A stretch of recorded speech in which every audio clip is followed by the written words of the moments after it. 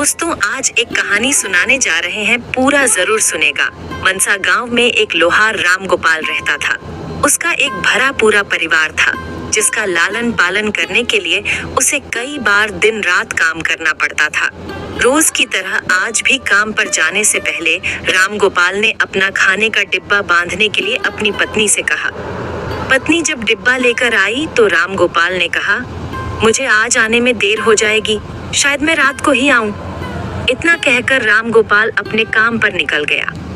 काम पर जाने का रास्ता एक जंगल से होकर गुजरता था। वहां जैसे ही राम गोपाल पहुंचा, उसे कुछ आवाज सुनाई दी। जैसे ही राम गोपाल कुछ पास गया तो उसने देखा कि एक साधु भगवान का मंत्र जपने के साथ ही हंस रहा है। हैरान होकर राम गोपाल ने पूछा, आप ठीक हैं? उस साधु को राम गोपाल नहीं जानता था, लेकिन साधु ने एकदम से उसका नाम लेकर कहा, आओ राम गोपाल बेटा, मैं तुम्हारा ही इंतजार कर रहा था। मैं भूखा हूँ, मुझे अपने खाने के डिब्बे से कुछ खिला दो। बाबा से अपना नाम सुनकर राम गोपाल हैरान था, लेकिन उसने कोई सवाल नहीं किया और सीधा अपना खाने का डिब्बा निकालकर उन्हें दे दिया। देखते ही देखते बाबा ने राम गोपाल का सारा खाना खा लिया। उसके बाद उस साधु ने कहा, बेटा मैं तो सारा खाना खा गया, अब तुम क्या खाओगे? मुझे माफ करना।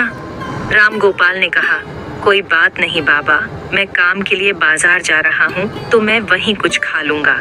यह सुनकर उस साधु ने राम गोपाल को खूब आशीर्वाद दिया और भेंट के तौर पर एक हथौड़ा दे दिया।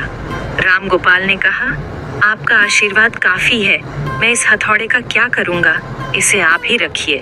साधु ने जवाब देते हुए कहा, बेटा ये मामूली हथौड़ा नहीं है, यह जादुई हथौड़ा है जो मेरे गुरु ने मुझे दिया था और अब मैं तुझे दे रहा हूँ क्योंकि तुम्हारा दिल साफ है। इसका इस्तेमाल अच्छे कामों के लिए ही करना और किसी दूसरे के हाथ में इसे कभी मत देना। इतना कहकर वह बाबा वहां से अदृश्य हो गए। राम गोपाल अपने हाथों में हथौड़ा लेकर बाजार काम करने के लिए चला गया। औजार बनाने से पहले उसके दिमाग में आया कि आज इसी हथौड़े से लोहा पीटता हूँ। जैसे ही उसने लोहे पर हथौड़े से चोट मारी, वो सीधा औजार बन गया। दूसरी चोट में लोहे के बर्तन बन गए। राम गोपाल समझ गया कि यह सही में जादुई हथौड़ा है। वो जो बनाने की सोच के साथ लोहे पर चोट मारता, लोहा सीधा वही बन जाता। जादुई हथौड़े की वजह से राम गोपाल का काम जल्दी खत्म हो गया और वो अपने साथ ही उस जादुई हथौड़े को घर ले गया।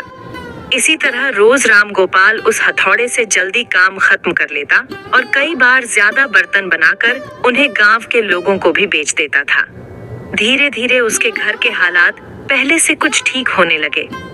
एक दिन गांव का मुखिया उसके घर आया और बोला, हम गांव वालों को शहर जाने में बहुत ज्यादा समय लगता है, क्या तुम अपने हथौड़े से गांव और शहर के बीच आने वाला एक पहाड़ तोड़ने में मदद करोगे?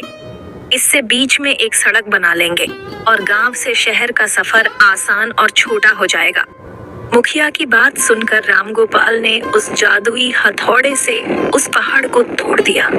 मुखिया और गांव के लोग बहुत खुश हुए और उसे खूब शाबाशी दी।